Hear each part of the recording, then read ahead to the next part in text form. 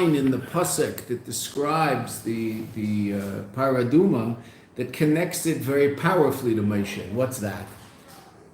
There's two problems in the pasuk. One is it says Zos Chukas HaTorah. This is the chok of the Torah, which seems to mean that paraduma is somehow symbolic of everything that goes on in the Torah, as opposed to simply saying Zos Chukas HaPara. This is the chok of para, right? Just like it says Zos Chukas HaPasach. There's another chok in the Torah called Korban Pesach, and relative to Korban Pesach, the Torah doesn't say Zos Chukas HaTorah, it says Zos Chukas HaPasach. So there's something very general about paraduma, and that idea is actually going to help us to understand the other problem in the pasuk. It says V'yiku elecha paraduma, that the paraduma should be brought to you, right, to Moshe. And Rashi explains, now of course there's an obvious question as to why it's brought to Moshe, because Moshe isn't the one who sacrifices the para. The Kohen Gadol is the one who sacrifices the para, and at that point it was Elazar HaKohen. It was not Aaron. Aaron had passed away. This is Parshas Chukas. In Parshas Chukas, Parshas Chukas is an interesting parsha in the Torah. We span 38 years because it starts in the second year but ends in the 40th year. And what happens in that 40th year at the passing of Miriam and the passing of Aaron are both in Parshas Chukas, right? So Elazar HaKohen, Aaron's son, is the Kohen Gadol, and he's the one who's going to sacrifice the paraduma, right? So why in the world are we bringing it to Moshe? Rashi explains to us the reason we're bringing it to Moshe is because the para is called Al Shem Moshe. All paras adumos, every paraduma in history was called Al Shem Moshe. Only one was done in Moshe's lifetime. 8 more were done throughout the times of the Beis Hamikdash. The 10th paraduma is waiting for Mashiach. That will be done Bez Hashem Tekef Umiyad very soon. So the question arises as to why it is that paraduma is shaykh so powerfully to Moshe Rabbeinu. Right? Okay. In order to understand that, the Rebbe taught us a klal. Paraduma is a klal. It's a general rule. Paraduma represents all mitzvahs. When we say Zos Chukas HaTorah, we mean really Zos Chukas HaMitzvahs. Paraduma helps us understand very deeply every mitzvah in the Torah. Right? How? So the first thing the Rebbe tells us, and this is the first paragraph in our space, first thing the Rebbe tells us is paraduma is a general mitzvah mitzvah, the fact that generally mitzvahs are about the idea of what's called Ritzoi V'Shoiv, which we read about in the Haftarah on the first day of Sukkot, right? We only had Shavuos, we only had one day, but there's a different Haftarah obviously for the second day. We'll run into it today actually. Ritzoi V'Shoiv. Ritzoi V'Shoiv means transcending and returning. Transcending and returning. And that is very much the spiritual movement that we are involved in often. Transcending physical reality through certain activity, but also coming back into physical reality through other activity. Certain mitzvahs are ritzoi, certain mitzvahs are sheiv. But interestingly enough, when we have a mitzvah that's very powerfully ritzoi, we have with it a mitzvah that's very powerfully sheiv in order to make sure, okay, let's not eat in Chassidus, okay? We don't eat in Chassidus. Eating rugelach and learning Chassidus doesn't go together like love and marriage and horse and carriage. It just doesn't, right? So nigla maybe, but Chassidus. Dr. November is no longer in the class, but he'd be happy that I said that because there was about a year that I didn't say it and he was very upset at me, so I started saying it. Ritzoi V'Shoiv. Certain mitzvahs are Rishoiv, certain mitzvahs are Shoiv. And interesting enough, we make sure that those types of mitzvahs are done together in order that both aspects of this spiritual movement be together because they're both absolutely essential. What's an example? Chazal say anybody who says Kriya Shema without tefillin, it's like he brings a zevach without a mincha, an oila without a mincha, zevach without nesochim. Okay, what does that mean? Anybody who puts tefillin on, who says Kriya Shema without tefillin, it's like he brought a sacrifice without certain other aspects of the sacrifice. What's Kriya Shema? Ritzoi. Shema Yisrael Hashem Elokeinu Hashem Echad. Hashem is one, there is no other, ein od milvado, the only existence is godly, we don't exist. Ritzoi. Absolute expression of truth. Right? But what? What's tefillin? Tefillin is shaved. Tefillin is bringing godliness down into a very, very basic physical reality. You're wrapping a cow around your arm and on your head. Right? Bringing it down so that even though we understand the absolute truth, we also live within the context of the relative truth of the existence of the world, because there is a world. God created it. It says in the Torah, Bereshis bara Elokim es hashamayim v'haaretz.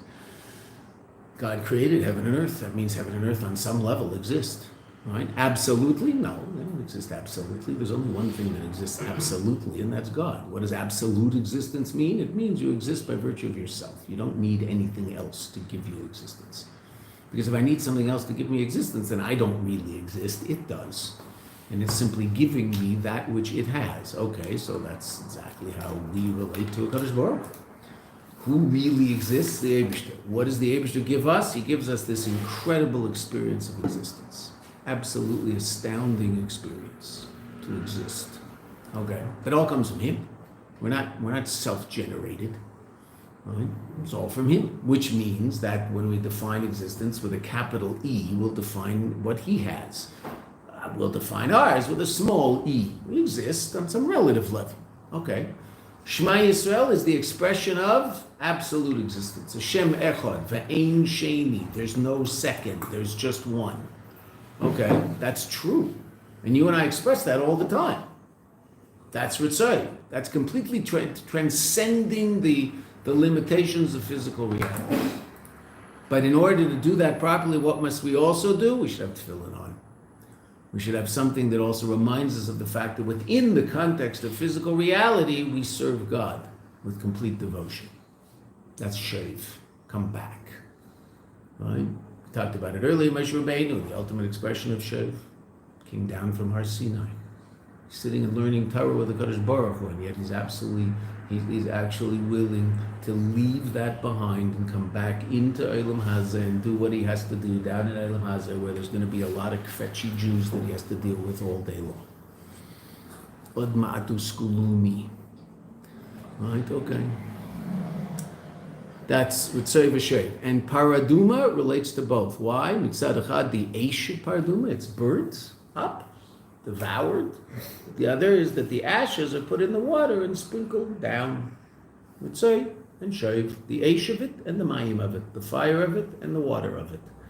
Okay, so that's, in that sense, Paraduma is symbolic of all mitzvahs. Then the Rebbe explained to us that based on that, we see how Paraduma is shayach specifically to Mesha, because Mesha is shayach to mitzvahs in general. How? Two ways. The first way was, Mesha is the source of our Mesiras Nefesh. When we do mitzvahs, it has to be done with self-sacrifice. Who gives us the koyach for that self-sacrifice? Mesha. The Rebbe taught us that. The second reason the Rebbe gives, and that's what we're in the middle of, the whole mimer is about that, is Kabbalah Soul. Mesha is the source of our Kabbalah Soul. Mesha is the source of our commitment to Torah and mitzvahs. Torah's Mesha Avdi. Mesha my Eved. The one who does what has to be done because it has to be done. Not because he understands it, not because it's... Mesha does understand it. Mesha does want it. Mesha does experience it. Beseder. And the Eved does what he does because it's supposed to get done. So it has nothing to do with me. Right? This isn't about me. It's about someone else. But the Eibishter wants this done. I'm into it. I'm not into it. I like it. I don't like it. It speaks to me. It doesn't speak to me. That's my relationship with myself. What's that got to do with God? Do it. Why? God said so. Because it's true. It's real. It's good. So, done. That's Kabbalah Soul. Do we want to stay on that level? No. We want to get to a level where we experience it, we understand it, we experience it. It's part. Okay, that's true. But I have to make sure that my performance of Torah and mitzvahs is never based on my experience. It's based on God's will. Right? Because if it's based on my experience, then I'm not serving God, I'm serving myself. If it's based on my intellectual understanding, then I'm not serving God, I'm serving my own intellect. This mitzvah makes sense, so I do it. Okay, so bow down to your intellect. Make a little shelf with some glass and take a picture of your brain and put it in there and bow down to it 3 times a day. Say, Baruch Atah, my brain. brain is the source of all reality. Well, it's the source of my experience of self. That's certainly true. It all starts from there, right? But that brain is actually amazing enough that it can also come to an appreciation of the fact that I'm not the source of myself, that there's something higher than, there's something bigger than me. And he has a plan, and I'm part of that plan, and I want to play my role in that plan in the best way possible. Kabbalah soul. Okay. Who's the source of that ability to be in that place? Moshe. So that aspect is what's going to keep us going throughout the whole rest of the minor. Okay, now in that context, the Rebbe taught us a very, very important idea. And yes, I'm reviewing everything we've learned, okay, to make sure that we've got it. Because if we don't have it, then we're just not going to get what's going on, what's going next. The question arises, if Moshe Rabbeinu is the source of our Kabbalah's O, of our ability to do a mitzvah, even though we appreciate the fact that the mitzvah comes from a place beyond intellect. So how is Moshe the source for that power? Because interestingly enough, the ultimate expression of Kabbalah's O is the chayk, the mitzvah that doesn't resonate in intellect. Right? Why do you do it? God said so. Why did he say so? I have no clue. I have no idea why God said to do this. What's the prototype of that?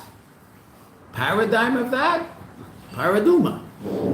Right? The mitzvah that makes no sense whatsoever. And Daniel explained to us when we came across it at first, right? Why? Well, one of the interesting things about Paraduma is the kohen who makes the person tahor becomes tameh himself.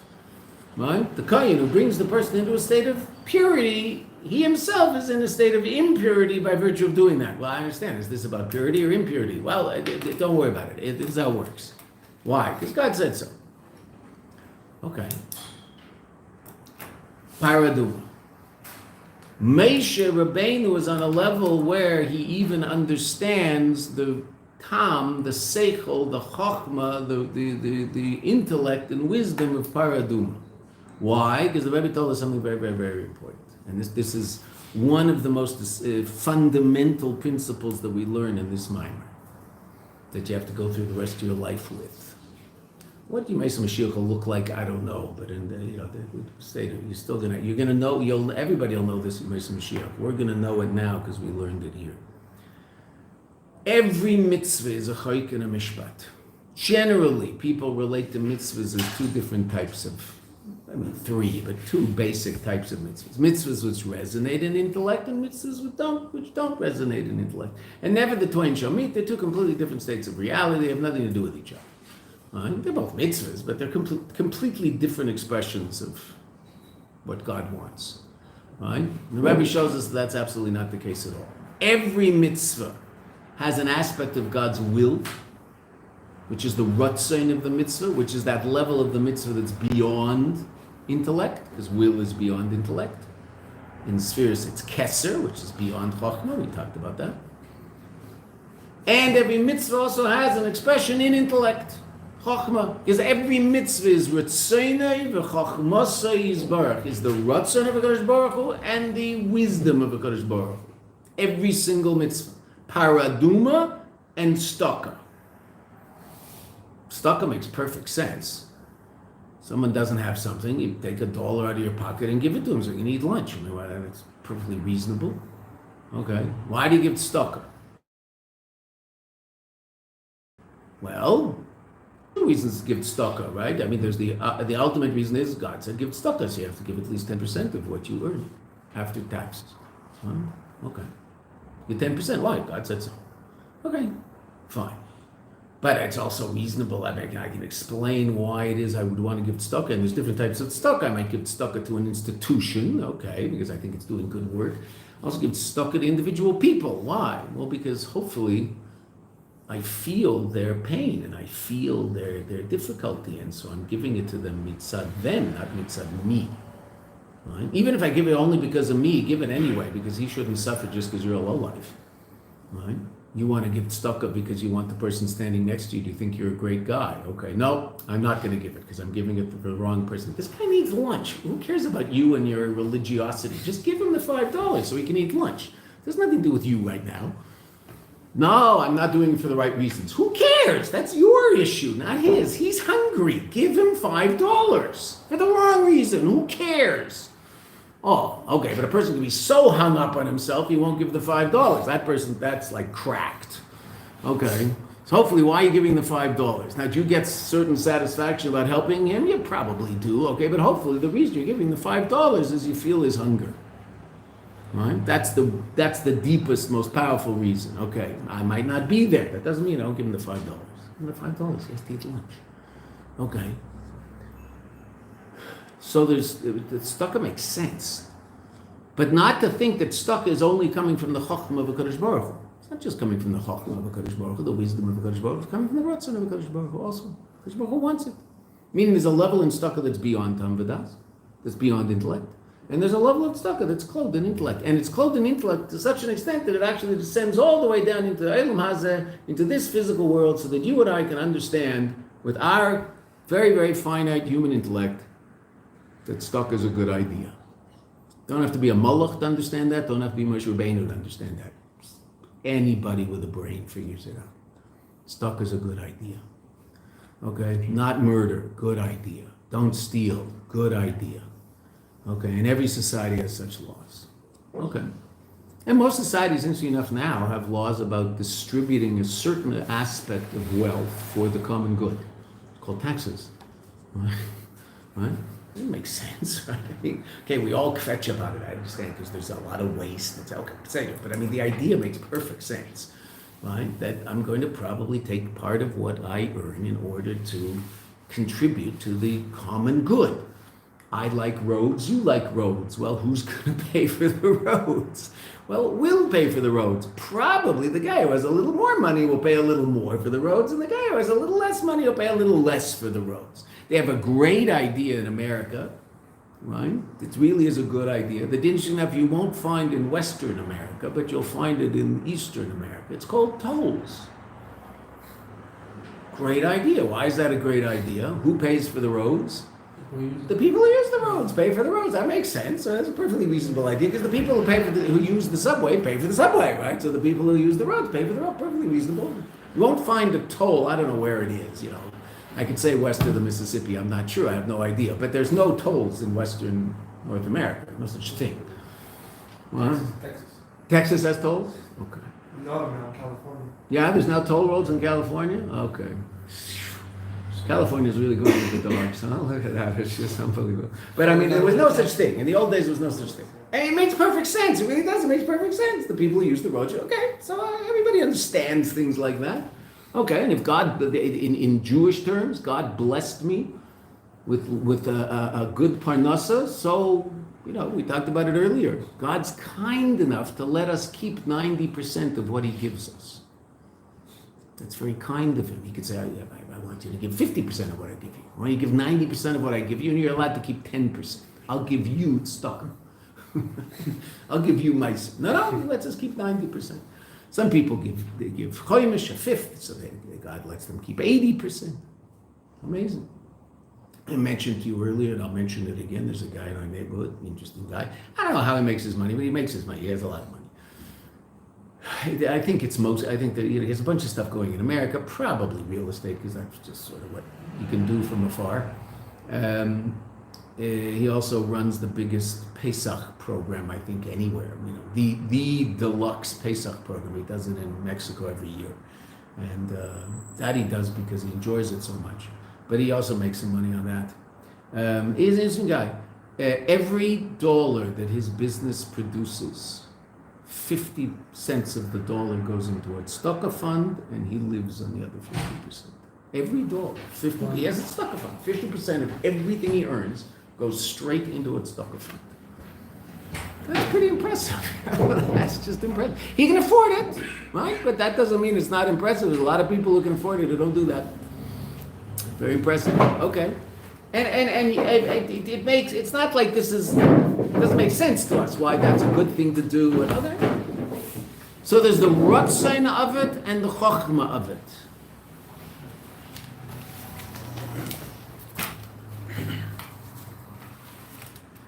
Of every mitzvah. So now the question arises, for Moshe Rabbeinu, and this, what we just said, is going to help us answer the question, at least at first. For Moshe Rabbeinu, the chayk of paraduma is not a chayk. I mean, it is a chayk, just like not stealing is a chayk for you and I. But for Moshe Rabbeinu, he understands the reason, the chokhmah of paraduma. It's the only person who ever understood that. Shlomo Melech said he tried and didn't quite get there.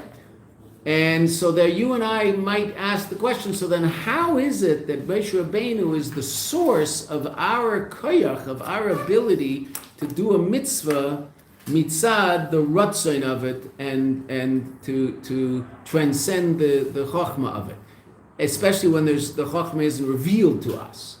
So there is no such mitzvah for Moshe, whereas for you and I there is.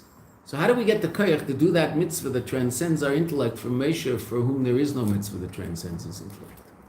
Right? That was the question the Rebbe asks in the Maimer, and we're about to get to the answer of that. But I don't know how far we got in Zehu, but in the last paragraph on page Shin Yud Zayin, that is nicely colored in my book now forever. Oh, actually, not completely. Let's see.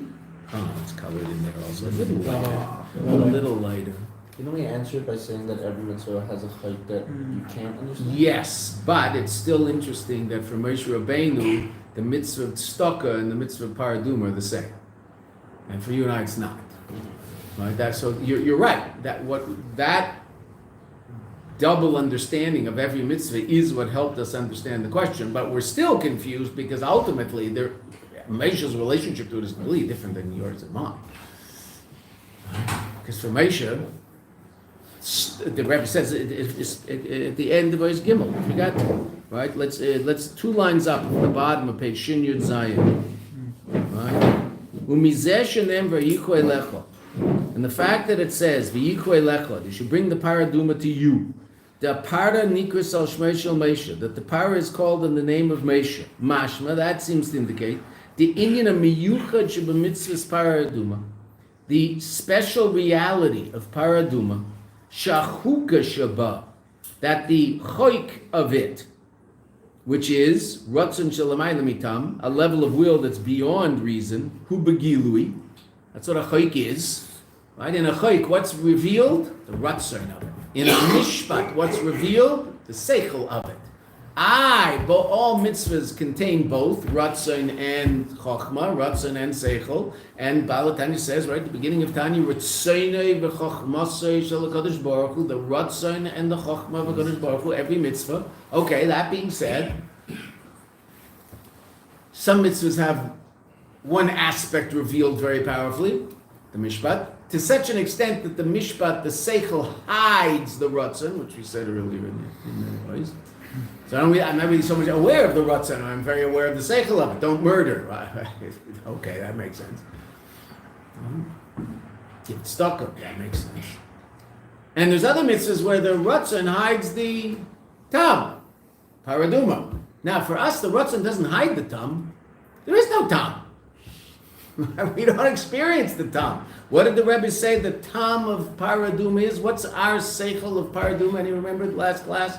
I don't remember if it was before or after I made the scene of spilling coffee all over myself in my book, but at some point last year, which was a while back, you've accepted the Torah again, so maybe you forgot your old one, and so it's because you got a new one.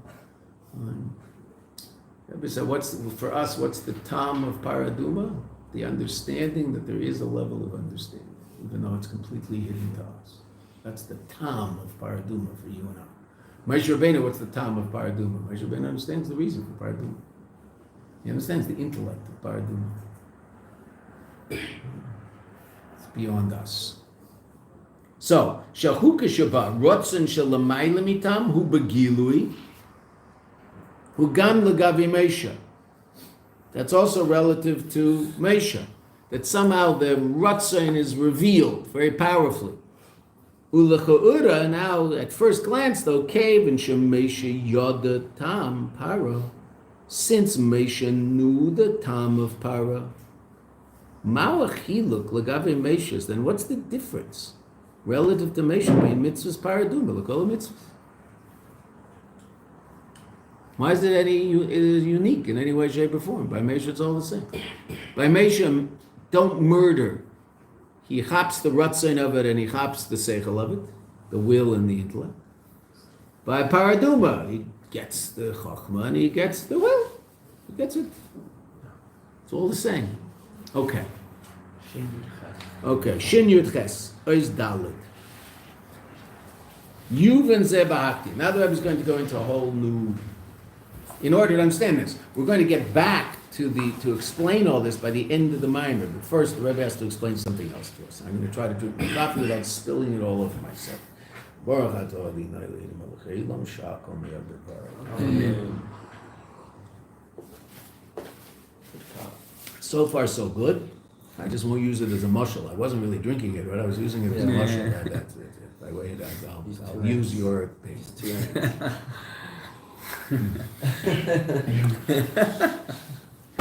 This is called tshuva. I'm in exactly the same place, doing exactly the same thing, and this time it's going to work.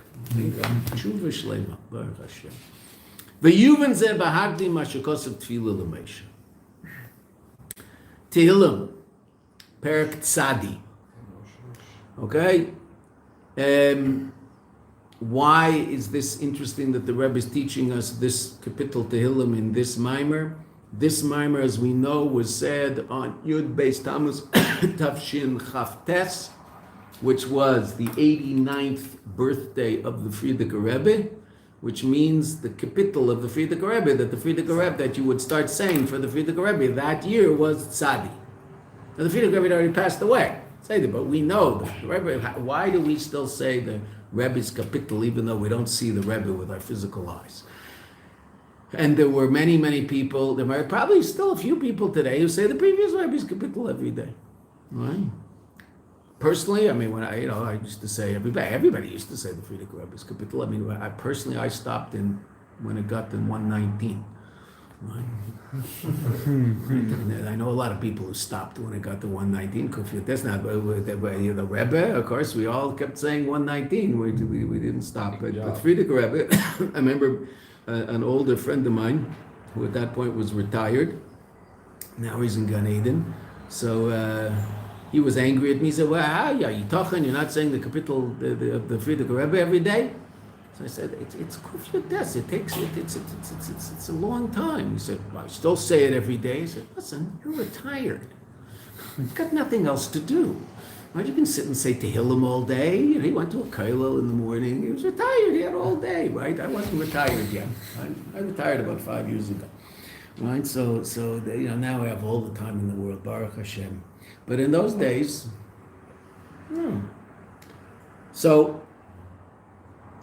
Tafshin Chavtet. I started to explain why do we continue saying the kapitel of the Rebbeim? The Rebbe Shab told his son, Frierdiker Rebbe, to continue saying his kapitel and to change it every year on Beis Nisan. To change it every year on Chaf Machash. To change it every year in his birthday. So that's why we do it. That's why we know to do it. So it was the Frierdiker Rebbe's chapter in Tehillim that the Rebbe was explaining on the Frierdiker Rebbe's birthday, Yud Beis Tammuz. Not only is the day he got out of jail, it's also his birthday. The Rebbe edited this Maimer in Tafshin Nun Aleph in 1991. Rebbe edited this Maimer, and this Maimer is an edited version of the Maimer that the Rebbe said in Tafshin Chavtes. That's why if you look on the right side of the page, it says Kuntrus Chag Geula Yud Beis Yud Gimel Tammuz Tafshin Nun Aleph. So Taf Nun Shin Aleph, okay? Say there. And on the other side, on the left side, it says V'yadaber Zos Chukas Tafshin Chavtes. That's why it says what it says, because in the years Mem Ches, Tes, Nun Aleph, and Nun Beis, the Rebbe would edit Maimarim and give us the printed, edited Maimer to learn. And that's what we got. So all of the Maimarim that were edited in the year Tafshin Nun Aleph 1991 are put in Melukat Hei, a gathering, the 5th volume of the Maimarim that were edited and gathered together at the end of the year.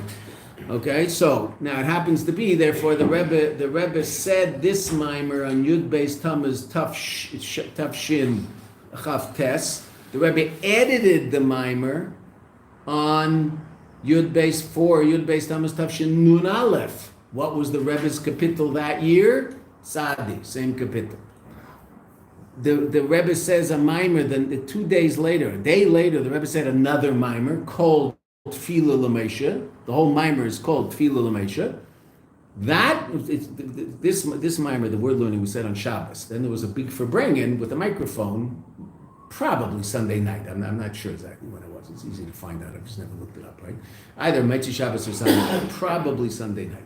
So that farbrengen, the Rebbe said another mimer called Tefillah L'Meisha, just based on what we're about to learn is very much based on that mimer.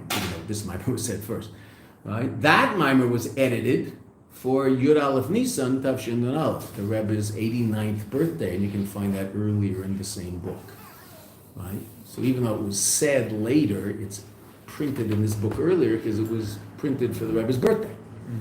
Now, what kapitel did the Rebbe start saying on Yud Aleph Nisan Tavshin Nun Aleph? Tefillah L'Meisha. Right? So that's why these two Maimarim from Yud Beis Tammuz Tavshin Chav Tes, 1969. So these two Maimarim are printed were edited in 1991. Yeah. Why does it say tough nun shinal? Because if you put the shin before the nun, it spells to hate. So that's why sometimes it's written tough nun shinal, tough shin nun aleph, because then it'll be tisna.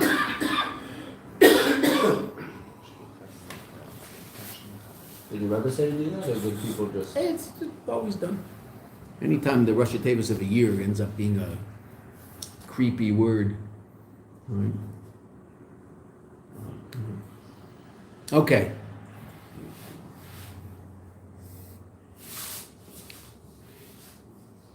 Vayuvan Zabakti Mashkos of Tefillah L'Meisha. V'isa b'Zayar. The Zayar explains. Shetfillah L'Meisha Tefillas Osher. Tefillah L'Meisha is the tefillah of the Osher. There's 3 different levels of tefillah. We talked about this. 3 different levels of tefillah. Tefillah L'David, Tefillah L'Chabakuk, Tefillah L'Meisha. Tefillah L'David is called Tefillah L'Ani, the poor person. Tefillah Chabakuk, Tefillah Chabakuk. When do we run into Tefillah Chabakuk? Second day Shavuos, yesterday. In the world, everybody said the Haftarah Tefillah L'Chabakuk from Sefer Chabakuk, one of the Treyasar. Okay, that's the Haftarah on the second day of Shavuos. So everywhere outside of Eretz Yisrael. Right? It's interesting, just opening up the family WhatsApp. You sort of forget about this. So half of our family responded to the birth of someone in the larger family that was very exciting. I mentioned it in Gemarshi yesterday. Our 37-year-old nephew had his first child yesterday on Shavuos. So the family was very, very excited about this, right? Very excited. And they were very close to cousins. They were like brothers and sisters, my brother's kids and my kids. So England finished Shavuos at 11 o'clock England time, which was 1 a.m. our time this morning, right? So they were responding to this. This is like old news already. Wait a minute, that guy was Yom Tov. All these people are New York family, so they also were just responding in the morning, right? Because Yom Tov went out at whatever 9:30, which is 4:30, and in the morning by us, they just finished Yom Tov. So what did they all lay yesterday? Tefillah L'Chabakuk. That's what they lay. That was the Haftarah. And there's Tefillah L'Meisha. And the Zohar says Tefillah L'Meisha is Tefillah Osher. So now the Rebbe is going to explain something astounding about the inyan of Tefillah Osher. What is Osher? Rich. Right? Because you might think the basic pshat in Tefillah is you're asking for something you lack. Well, then why is the Osher davening? He might not lack. You'll say, oh, well, he does that. Okay, well, let's see. Let's see. What does it mean to be a real Osher? Ulaha'ir, to explain. That which was explained by Kaveret Kedushas, the Holy One, that's the introduction to a Rebbe. Mari v'chami, my teacher, my father-in-law. I'm not going to translate this anymore. You now know what it means. It always refers to the previous Rebbe. This is how the Rebbe refers to the previous Rebbe. My father-in-law, Admor, the Rebbe. What does Admor stand for? Adoneinu, Moreinu, v'Rabbeinu. That's what Admor stands for. Okay? Bala Geula, the one whose freedom we're celebrating today. Now the Rebbe, of course, the Maimer was said in Yiddish, and when the Rebbe referred to the Friedrich Rebbe, he didn't say Kfei Kedushas Admor. He said the Rebbe the Shver, the Rebbe, the father-in-law, meaning my father-in-law, the Rebbe, which is Kfei Kedushas Meri V'chami, my teacher and my father-in-law. Right? Bala Geula, B'sichosa Yadua, in his well-known Sicha. If you don't know it, I don't know where you've been.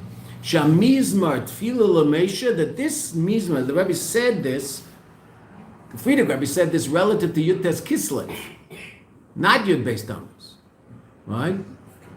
That this Kapitel Tehillim, Kapitel 90, is Shayach L'Gula to Yud-Tes Kislev, is relevant to the Gula of Yud-Tes Kislev when the Alter Rebbe got out of jail. Why? Ki Yadua. The Friedrich Rebbe explains this, and that it is a very famous sikh. The Friedrich Rebbe from Tafresh Study Dalet. Ki Yadua, Sha'admar Azokin, the Alter Rebbe, Balatanya, Haya Omer B'chol Yom, would say every day, Shiur Tilim, K'meish Nechlach Liyamei HaChodesh, as it is divided up in accordance to days of the month, like we do. Right? The Rebbeim generally said Tehillim in two ways every day. Tehillim is divided up by days of the week, three ways, really, right? Because you might have noticed when you say Tehillim on Shabbos and Vorchim that there's the first book, second book, third, fourth, and fifth. There's 5 books of Tefillin corresponding to 5 books of the Torah. Tehillim is also divided up in accordance with the days of the week. There's Tehillim for day Rishon, day Sheni, day Shlishi. And the way we say it, Baruch Hashem, this is what the Rebbeim asked us to do, right, is to say Tehillim based on the days of the month. In other words, Tehillim is divided up into 30 pieces, and we say 1/30th every day, right? Maybe approximately 1/30th every day, right? Okay. So now the Rebbeim generally used to say day and month. I have a very close friend who davens in our shul that the Rebbe asked him about 50 years ago. Rabbi told him he should say also the Tehillim that's divided up Lefi the week. So he says Tehillim twice every day. He says the Tehillim that you and I say, and then he says another, 20 plus chapters every day, because if you divide Tehillim up into 7 pieces, so then it's going to be pretty long every day, right? So he says the Rebbe asked, the Rebbe told him he should do this, so he does every day. Right? He's not retired. Right? Every day. It's a special thing. The Rebbe asked him to do this. I guess when he says Tehillim, there's a certain power in it that you and I don't have, because the Rebbe didn't ask us to do it. Right? So we know the Friedrich Rebbe, the Alter Rebbe obviously said Tehillim as it's divided up in accordance with the months, like we do. We do it because the Friedrich Rebbe told us to do it. Okay.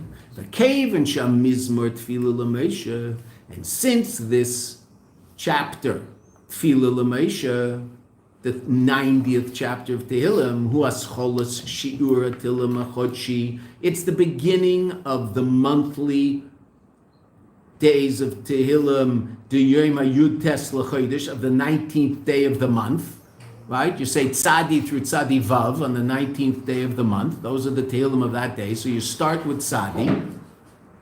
So that means the Alter Rebbe, on the day he got out of jail, said this kapitel, Mizmor Tefillah L'Meisha. Hare Amar b'Yom Gulasa Yud-Tes Kislev Mizmor Zeh. Therefore, the Alter Rebbe said this on that day, which means it's connected to that day. To Mizeh move on from this, our Rebbe says, in addition to what the Friedrich Rebbe said relative to the connection of the 90th chapter to Yud-Tes Kislev, so we know the Mizeh move on Shemizmor Zeh Shar Gam Lo Gula Di Yud Beis Yud Gimel Tammuz. Obviously, it's also connected to the Geula of the Friedrich Rebbe on Yud Beis and Yud Gimel Tammuz, the 12th and 13th day of Tammuz.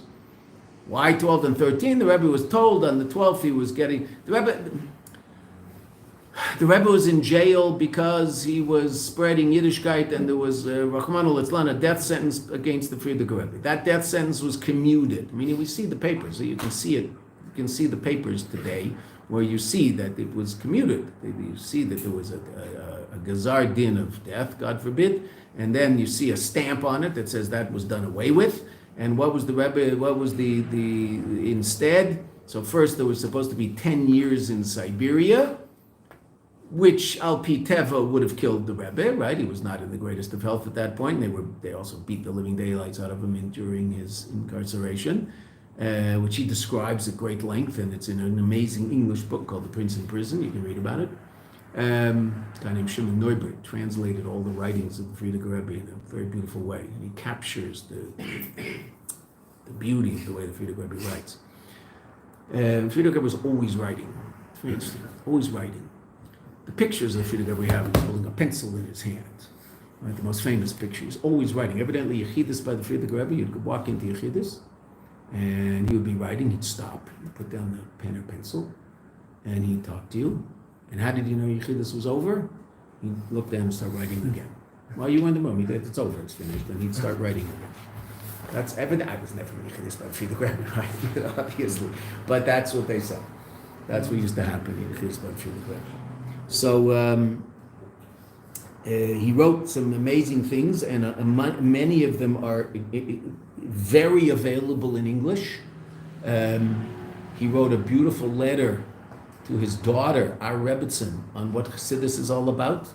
I believe that's called The Making of Chassidim, and it's translated in English by Shimon Neubert, who just translates beautifully and really does capture the Frierdiker Rebbe's romantic style. There's another book called Branches of the Chassidic Menorah that Shimon Neubert translated, that are articles of the Frierdiker Rebbe that were published in a book called Tamim.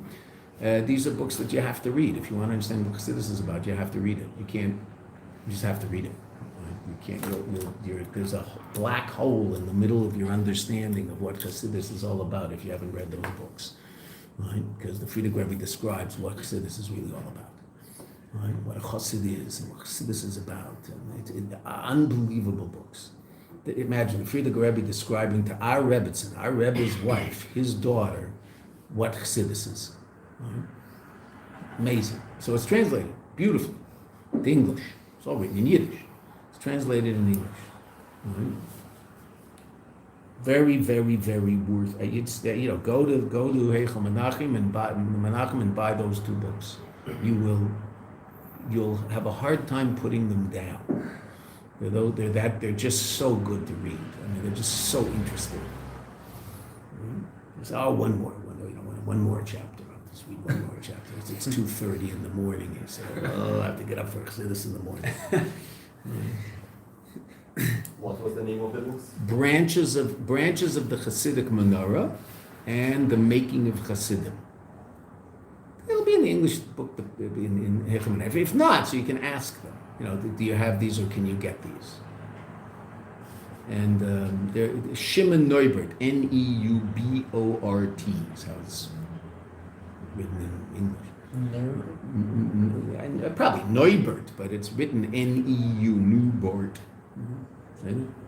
Okay, fascinating books, amazing books. Also, another book that is very, very worth is called the Lubavitch Rabbi's Memoirs. The Frierdiker Rebbe's discussion of the generations before the Baal Shem Tov. Amazing. Absolutely amazing. Really special.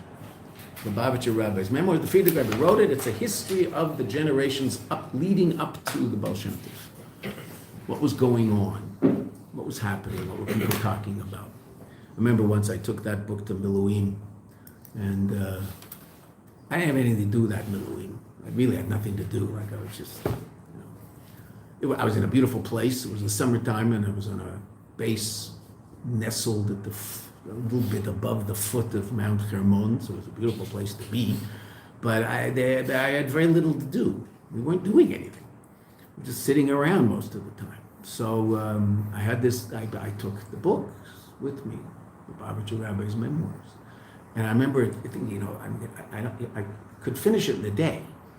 But I don't want to finish it in a day because then I would have another 28 days and I'd be going with sugar. So I literally, I marked pages and I forced myself to stop at that so every day I could read a little more because I didn't want to finish the book so quickly. It's unbelievable. It's fascinating stuff about what was life like leading up to the Baal Shem Tov. Adam Baal Shem, meaning there were Baal Shem Tovs before the famous Baal Shem Tov.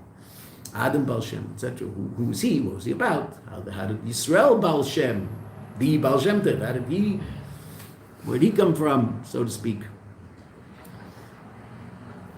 These are all books that you have to, they're like sitting in a Farbrengen, all these books. And to be a Chassid, you can sit and learn Chassidus all day long, and learn all that, learn Sichas and learn Maimarim. If you're not sitting in Farbrengens and getting live Chassidus, then you don't get it. You just don't get it. That's where it comes from. Right? So these books are like Farbrengens. It's a limit to what you can get from the books. Right? There's a lot more you get from hanging around Chassidim. Okay, so Yud Beis Yud Gimel Tammuz, the Frierdiker Rebbe was, first there was a death sentence, then 10 years in Golus, then that was commuted to 3 years in exile in a place called Kastrama. 9 days after the Rebbe got to Kastrama, he was told that he could leave, and he left the next day. That day was a holiday, so they couldn't get the people to write the papers in Russia, right? Soviet Union. So he left on Yud Gimel, but Yud Beis Yud Gimel. So those are 2 days that we celebrate the freedom of the Frierdiker Rebbe. The Rebbe was there for 9 days in Kastrama. Now, why was he in jail? He was in jail because he was spreading Judaism all over Russia. What did he do in the 9 days he was in Kastrama? He set up a Jewish school for the Jewish children in Kastrama, and when he left, 9 days later, there was a school for Jewish children. Why was he there? Because he was doing that. Why'd they want to kill him? Because he was doing that. What did he do as soon as he got there? That's what he did. And Lubavitch is still here, and the Soviet Union is on the dustbin of history, as much as Putin's trying to revitalize it. This is also shaykh to Yud Beis Yud Gimel Tammuz. Why? Because both of those geulot, because both of those states of redemption are relevant one to the other. Those two Farbrengens, Yud Tes Kislev and Yud Beis Tammuz, were the Farbrengens during the year. Whenever the Rebbe Farbrengen with us, it was incredibly joyful and energetic and amazing and incredible. But those two Farbrengens were definitely special. There's no question. You could see the energy of the Rebbe was different on Yud Tes Kislev and Yud Beis Yud Gimel Tammuz. The Farbrengens were longer, they were more labodik. Those were days the Rebbe was so clear that the Rebbe was in a special mood, even though you can't say that about the Rebbe because he's always connected, but it's something special about those 2 days. Yud Beis Tammuz, his Rebbe's freedom, and Yud Tes Kislev, the beginning of it all. Those Farbrengens tended to be longer. Purim also was obviously Purim. Those 2 Farbrengens were very, very special. The Mizeh Muvan, Shemizma is a shaykh legula Yud Beis Yud Gimel Tammuz. Why? That's the Gula, the Nasi Doreinu. And how does the Rebbe refer to Nasi Doreinu, the leader of our generation? That's how the Rebbe always refers to his father-in-law. Memalim Mekayme, the one who fills the place, Shel Bala Gula Yud Tes Kislev. Meaning, the Frierdiker Rebbe is so powerfully connected to the Alter Rebbe, so the fact that this Mizmar, this chapter of Tehillim is directly connected to Yud Tes Kislev, so it's also directly connected to Yud Gimel Tammuz because the Frierdiker Rebbe is just the continuation of the Alter Rebbe. And we talked about this before when the Rebbe was talking about Moshe in every generation. Every Rebbe is the Mamala Makim, is the one who fills the place of the one before. That means he has all the keiches of the Rebbe before, but also each Rebbe adds his particular expression, his unique particular expression to his generation. So he's got all the advantages of everything before, plus, by the Frierdiker Rebbe, clearly the Iker in the generation of the Frierdiker Rebbe is Mesiras Nefesh. Self-sacrifice of the Chassidim of the Rebbe in Russia was just absolutely beyond belief. And the Rebbe mentioned very, very quickly the three Tkufas of the Frierdiker Rebbe. Mentioned in the footnote, which we saw, the three Tkufas of the Frierdiker Rebbe, the 10 years in Soviet Union, the 10 years in Poland, and the 10 years in America, and heeded to a Sikha where the Rebbe talks about the specific Mesiras Nefesh of each of those three periods in time. The obvious Mesiras Nefesh in Russia, against the life of the Chassidim. The Mesiras Nefesh in Poland to keep Lubavitch alive, even though there was a lot of other pressure from other Chassidim to swallow up Lubavitch, not in a bad way, that's what was going on in Poland, other Chassidim. And America, dealing with the coldness and darkness of America. The Chassidus could flourish even there.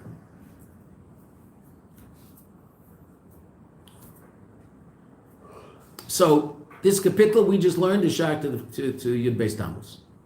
Ubefrat, the Rebbe says, B'Shana Zuz, especially this year, should be Yud Beis Tammuz.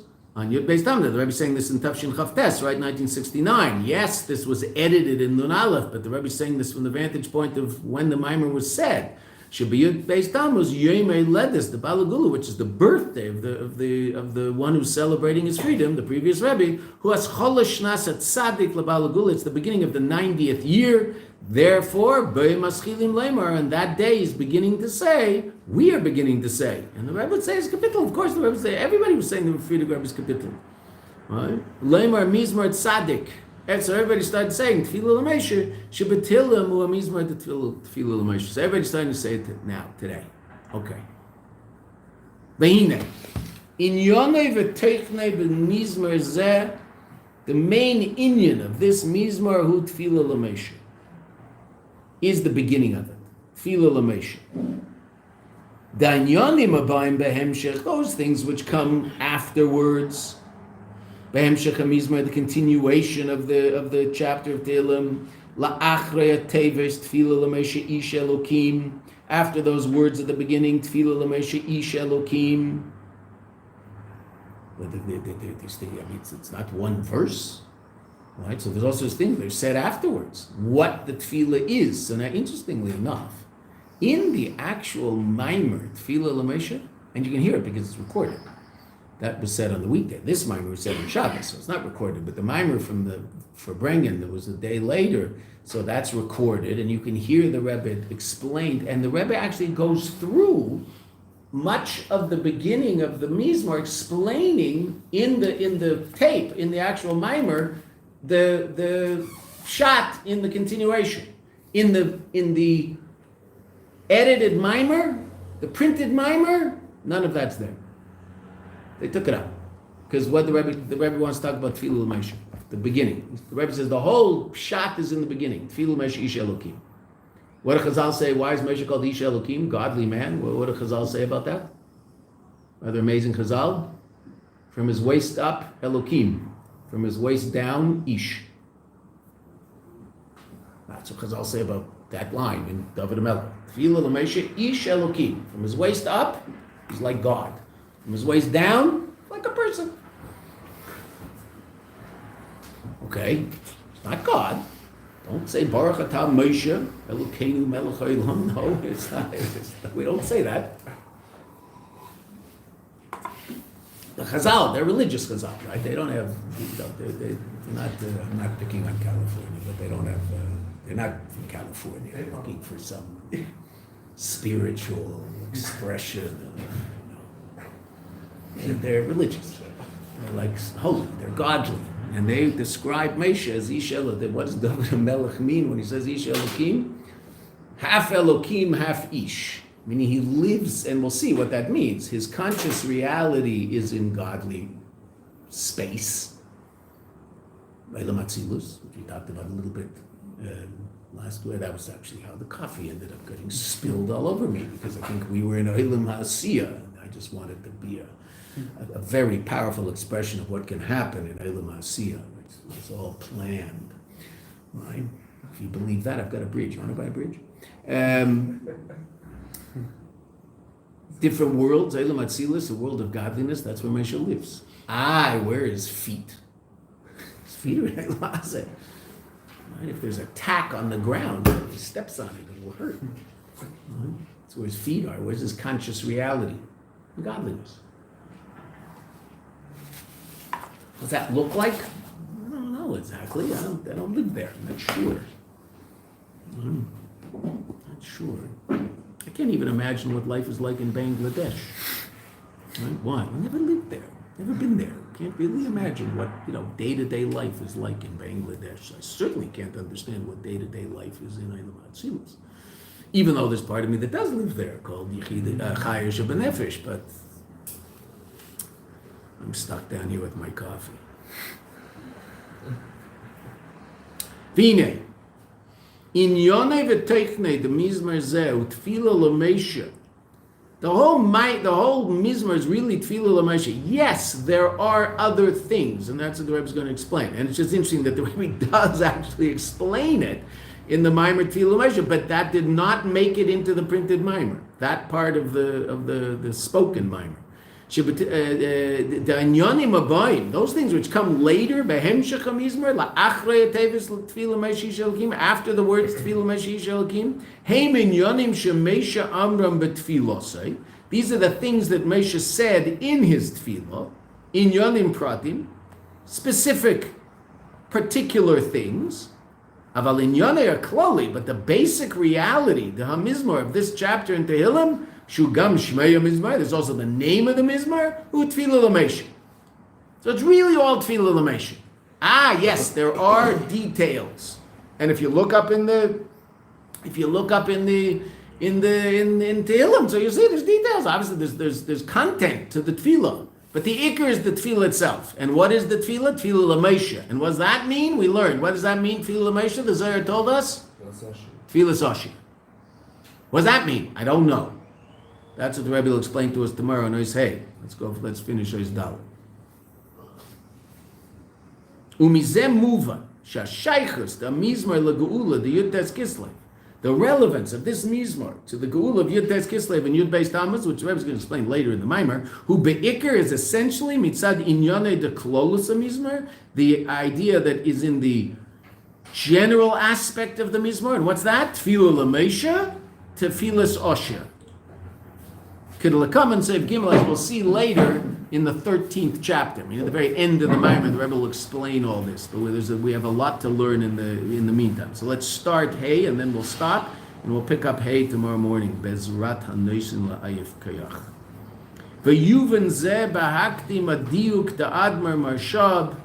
And now we're going to start learning the idea of Tefillah L'Meisha based on a Maimer of the Rebbe Rashab. There's a Maimer the Rebbe Rashab said in the year Taf Reish Samech,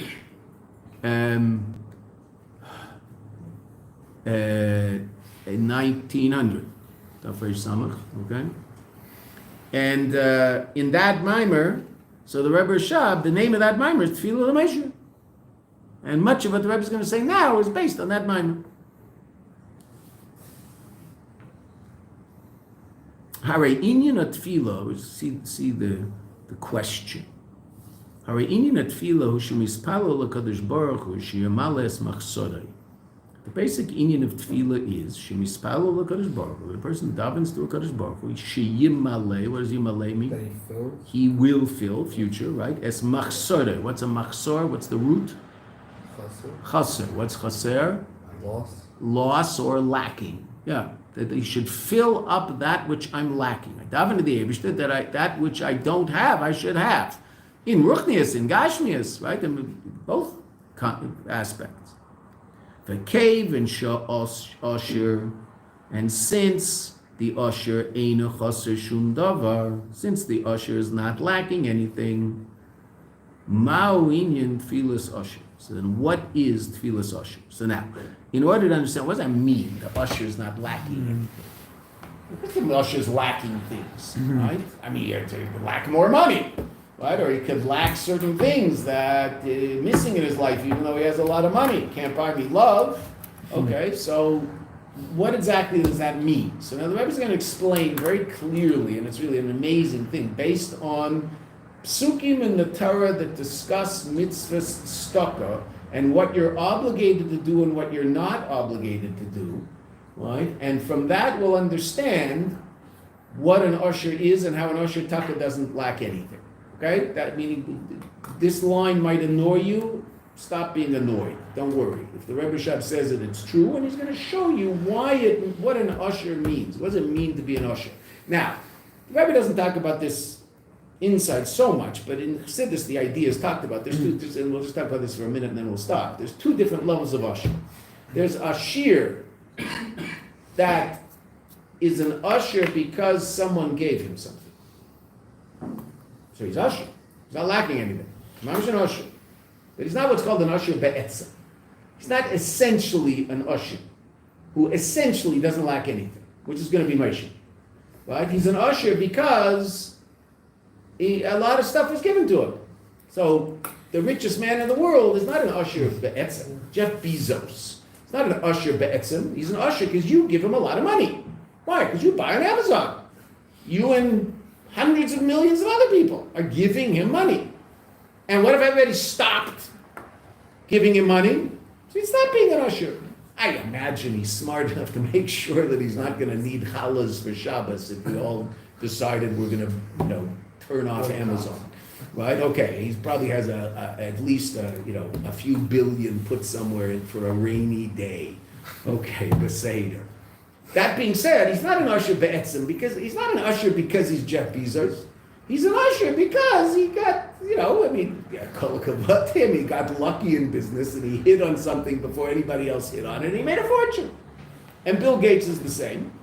And all the people are like that. Who might not be the same, even though it's obviously you're not talking about the level of Moshe Rabbeinu, but who might not be that kind of usher, but he's more an usher be'etzem? The King of England. The King of England is usher because he is who he is. Now, yes, obviously, the monarchy gets their money from tax, but you understand the difference. But the King of England is the King of England, and he's an usher be'etzem. He's not an usher because you decided you're going to buy stock in his company. He's the King of England, so that means he's an usher. That's just what it means to be the King of England. Right? She was the richest woman in the world for most of my lifetime. Right? She was passed by. By whom? Yeah. Jeff Bezos' wife. No, because that's not hers. She'll get half of it. She got half of it. Oh, okay, say that. But no, the woman who wrote Harry Potter. Yeah, the woman who wrote Harry Potter became richer than the Queen of England. She's an English subject, right? She became richer than the. I remember that was like a big thing when she had more money than the Queen. But the Queen of England was always the richest woman in the world. Not just one of the richest people in the world, but she was always the richest woman in the world, right? Why? Because she's the Queen of England. That's just Ba'etzem, who she is. Oh, so there's that level of usher, which is very important to understand. Meaning it's not based on some external reality. It's based on an essential reality. And the closest you and I can come is, the King of England. King of France. In the old days. Why is he rich? He's the King of France. Why is he rich? That's a silly question. Now, the king of Namibia might not be rich. I don't know. Relative to everybody else in Namibia is going to be rich. But it might be Namibia is not a very rich place, so, he's not as rich as the king in England. But the king of England is Ba'etzem usher. Is he lacking? Well, the queen certainly was lacking. Was she lacking? A little nachas from the kinder.